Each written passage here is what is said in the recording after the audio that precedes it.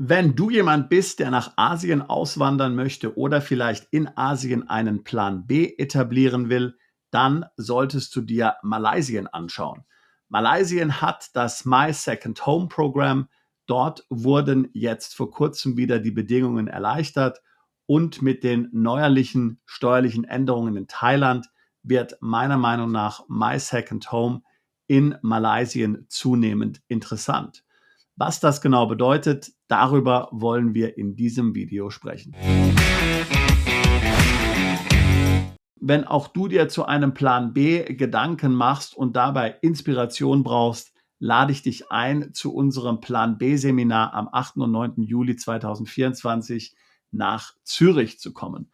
Dort werde ich sein, dort wird der Daniel sein und noch etliche andere Sprecher.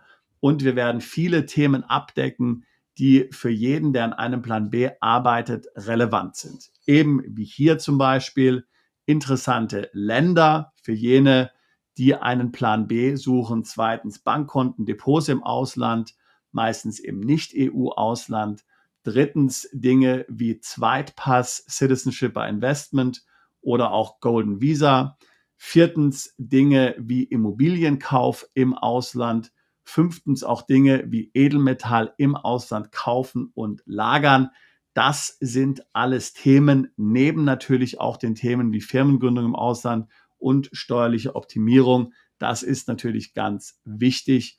Neben der steuerlichen Optimierung schauen wir da natürlich auch an, wie du letztlich dich zu Hause verhalten musst, welche steuerlichen Konsequenzen hier auf dich zukommen, wenn du ins Ausland gehst, zum Beispiel Wegzugsteuer. Wenn das alles Themen sind, die dich interessieren, dann komm nach Zürich am 8. und 9. Juli. Es würde mich freuen, dich dort zu treffen. Alle weiteren Informationen findest du im ersten Kommentar, der auch hier unter dem Video gepinnt ist. Viele Deutsche, Schweizer und Österreicher zieht es bekanntlich nach Thailand. Das Land ist bekannt für seine wunderschöne Natur, die tollen Strände, die freundlichen Menschen, gutes Essen und die hohe Lebensqualität. Leider wurde in Thailand die steuerlichen Rahmenbedingungen Anfang 2024 deutlich verschlechtert.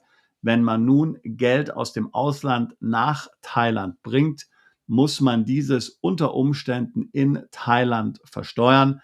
Das gab es bisher so in dieser Art nicht. Wer also nun in Thailand lebt oder aber auch neu nach Asien umziehen möchte oder sich auch nur überlegt, in Asien einen Plan B zu etablieren, der sollte sich nun meiner Meinung nach Malaysia anschauen. Malaysia ist ja der direkte Nachbar Thailands.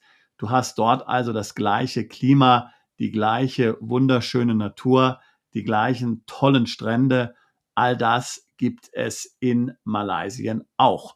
Ein großer Vorteil, den Malaysia aber eben hat, ist, dass du hier rechtliche und steuerliche Sicherheit erlangen kannst, indem du dir über das My Second Home Programm hier einen Aufenthaltstitel bis zu 15 Jahren besorgen kannst. Das Programm gibt es schon seit 2002. Es ist unheimlich erfolgreich. Zwischen 2002 bis zur Covid-Zeit haben dort über 60.000 Ausländer einen langfristigen Aufenthaltstitel erhalten. Dann wurde das Programm wegen Covid gestoppt.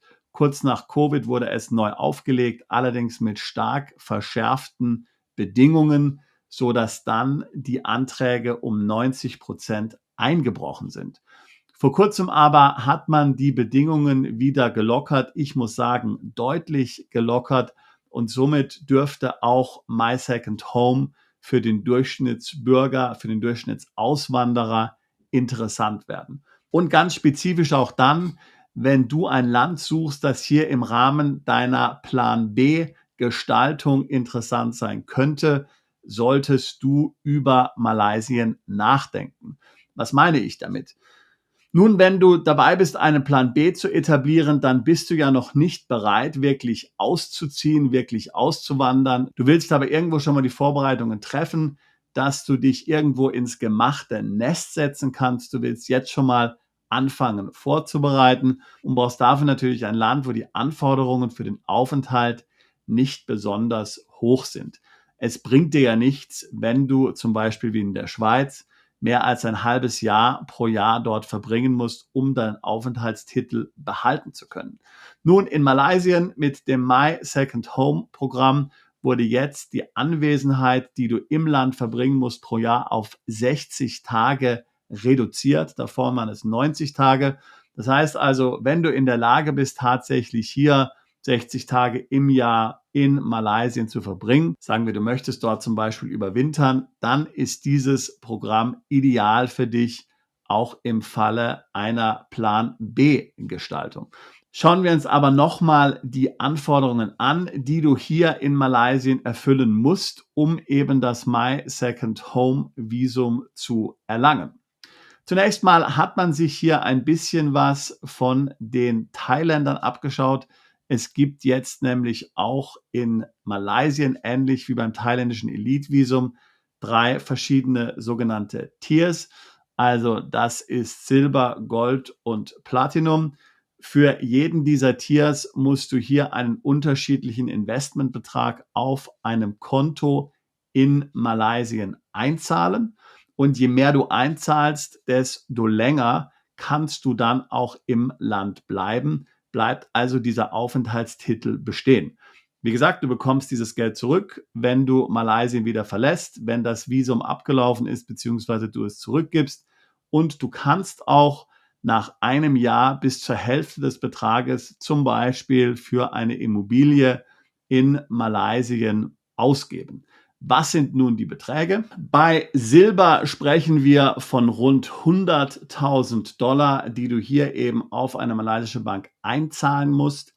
Da kannst du dann 5 Jahre im Land bleiben. Gold kannst du 10 Jahre im Land bleiben. Du musst ungefähr 400.000 Dollar auf ein Konto in Malaysia einzahlen. Und mit ungefähr 1 Million Dollar kriegst du dann das Visum, den Aufenthaltstitel für 15 Jahre. Wie gesagt, nach 12 Monaten kannst du hier einen Teil des Betrages abziehen, spezifisch um eine Immobilie dort in Malaysia zu erwerben.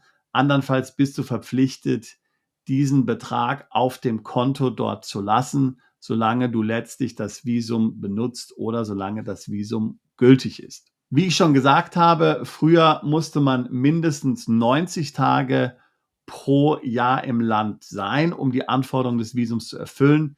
Diese Frist hat man nun auf 60 Tage reduziert. Du musst also 60 Tage im Land verbringen.